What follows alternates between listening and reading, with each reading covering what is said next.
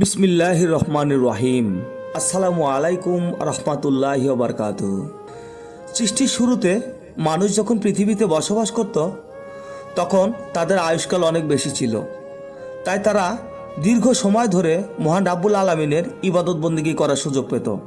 কিন্তু কালক্রমে আমাদের শেষ নবী জনাবে হযরত মুহাম্মদ সাল্লাল্লাহু আলাইহি সাল্লামের জামানায় মানুষের আয়ুষ্কালকে অনেক কম করা হয়েছে। তাই মহান রাব্বুল আলামিন আমাদের জন্য বিশেষ রজনীর ব্যবস্থা করেছেন।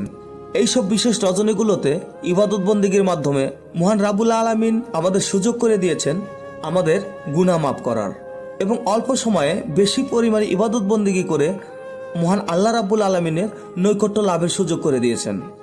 শবে বরাত ঠিক তেমনি ফজিলতপূর্ণ একটি রজনী।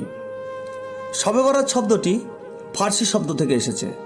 শব অর্থ রাত এবং বরাত অর্থ ভাগ্য, অর্থাৎ মুসলিম উম্মাহার নিকট শবে বরাত শব্দটি ভাগ্যের রজনী হিসেবে পরিচিত। শবে বরাত পবিত্র শাবান মাসের 14 তারিখ রাত। এটি ইসলামে একটি গুরুত্বপূর্ণ রাত হিসেবে বিবেচিত হয়। শবে বরাতের ফজিলত ও মাহাত্ম্য। শবে বরাতের রাতকে ক্ষমা ও রহমতের রাত বলা হয়। অনেক হাদিসে এই রাতের গুরুত্ব সম্পর্কে আলোচনা করা হয়েছে, তবে কিছু হাদিসের গ্রহণযোগ্যতা নিয়ে আলেমদের মধ্যে মতবিরোধ রয়েছে। পবিত্র শবে বরাত সম্পর্কে কিছু গুরুত্বপূর্ণ হাদিস রয়েছে। আবু মুসা আশআরী রাহমাতুল্লাহ আলাইহি থেকে বর্ণিত, রাসূলুল্লাহ সাল্লাল্লাহু আলাইহি সাল্লাম বলেছেন, নিশ্চয়ই আল্লাহ তাআলা শাবান মাসের 15তম রাতে তার সৃষ্টির প্রতি দৃষ্টিপাত করেন এবং মুশরিক ও বিদ্বেষ পোষণকারী ছাড়া সকলকে মাফ করে দেন। সুনাহ ইবনে মাজাহ হাদিস নাম্বার 1390, সহিহ আল জামি হাদিস নাম্বার 1819।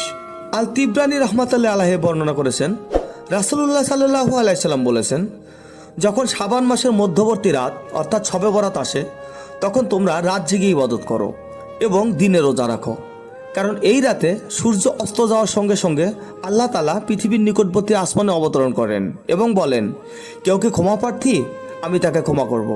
কেউ কি রিজিক চাওয়ার আছে, আমি তাকে রিজিক দেব। কেউ কি বিপদ মুক্তি চায়, আমি তাকে মুক্তি দেব। এভাবে সকাল পর্যন্ত মহান রাব্বুল আলামিন বান্দাকে আহ্বান করতে থাকেন। ইবনে মাজাহ হাদিস নাম্বার 1384। মা আয়েশা রাদিয়াল্লাহু আনহা থেকে বর্ণিত, তিনি বলেন, একদিন রাসূলুল্লাহ সাল্লাল্লাহু আলাইহি সাল্লাম ঘরে ছিলেন না। অতঃপর আমি তার সন্ধানে বাইরে গেলাম এবং দেখলাম তিনি জান্নাতুল বাকি নামক এক কবরস্থানে বসে ইবাদত বন্দেগীতে মশগুল রয়েছেন। আমাকে দেখে রাসূল সাল্লাল্লাহু আলাইহি সাল্লাম বললেন, আয়েশা, তুমি কি জানো আজকে কিসের রাত? আজকে হলো পবিত্র শবে বরাত, অর্থাৎ আজকের এই বিশেষ রজনীতে মহান রাব্বুল আলামিন অসংখ্য বান্দাকে মাফ করে দিবেন। সুবহানাল্লাহ। আল তিবরানি ও আল বাইহাকি রাহমাতুল্লাহ আলাইহি বলেছেন, শাবানের 15তম রাতে আল্লাহ তাআলা বান্দাদের প্রতি দৃষ্টিপাত করেন এবং মুসলমানদের ক্ষমা করে দেন, তবে মুশরিক ও বিদ্বেষ পোষণকারীদের ক্ষমা করেন না। শবে বরাতের করণীয় আমল। নফল নামাজ। অনেকে এ রাতে অতিরিক্ত নফল নামাজ আদায় করে থাকেন। কুরআন তেলাওয়াত। এই রাতে বেশি পরিমাণ কুরআন তিলাওয়াত করা উত্তম। ইস্তিগফার ও দোয়া। এ রাতে ক্ষমা প্রার্থনা ও দোয়া করা বিশেষ ফজিলতপূর্ণ। রোজা রাখা। শবে বরাতের পরদিন অর্থাৎ 15 শাবান রোজা রাখা সুন্নত। শবে বরাত সম্পর্কে কিছু ভুল ধারণা। অতিরঞ্জিত উৎসব পালন, কবর জিয়ারত, আতশবাজি, বিশেষ ধরনের খাবার তৈরি ইত্যাদি নিয়ে অনেক সমাজে বাড়াবাড়ি দেখা যায়, যা ইসলামের মৌলিক শিক্ষা অনুযায়ী নয়। শবে বরাতকে ফরজ ইবাদত মনে করা। অনেকে মনে করেন এ রাতের ইবাদত ফরজ বা অবশ্যই পালনীয়, কিন্তু ইসলামে এটি নফল ইবাদত হিসেবেই পরিচিত। পবিত্র শবে বরাতে মহান আল্লাহ রাব্বুল আলামিন বিপুল সংখ্যক বান্দাকে ক্ষমা করেন, সুবহানাল্লাহ। কিন্তু বান্দাদের মধ্যে যারা মুশরিক ও বিদ্বেষ পোষণকারী তারা কখনোই আল্লাহর ক্ষমা পাবে না। শবে বরাত হলো মহান আল্লাহ রাব্বুল আলামিনের বিশেষ রহমতের রাত, যেখানে তিনি ক্ষমার দরজা খুলে রেখেছেন।